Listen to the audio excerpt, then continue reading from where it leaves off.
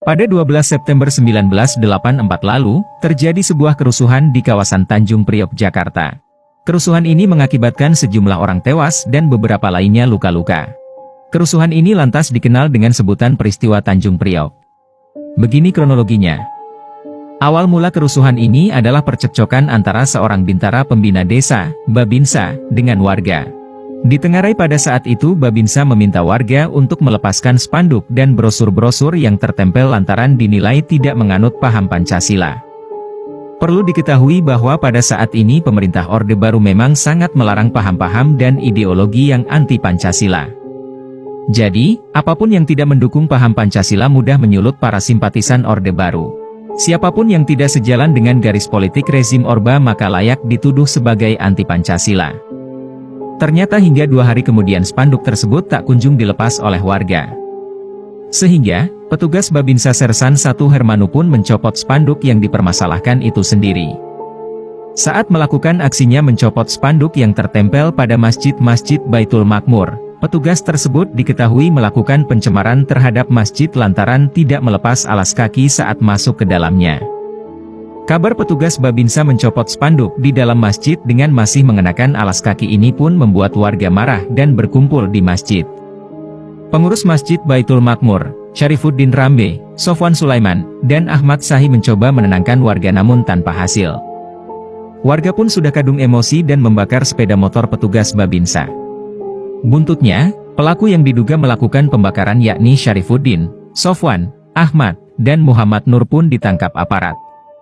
Keesokan harinya pada 11 September, warga meminta bantuan tokoh masyarakat setempat yakni Amir Biki untuk menyelesaikan permasalahan ini.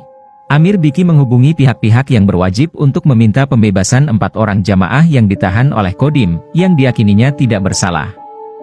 Beliau adalah orang yang dipercaya semua pihak yang bersangkutan untuk menjadi penengah jika ada masalah antara penguasa, militer, dan masyarakat.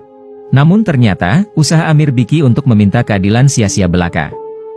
Pada tanggal 12 September tahun 1984, beberapa orang mubalik menyampaikan ceramahnya di tempat terbuka dan mengulas berbagai persoalan politik dan sosial.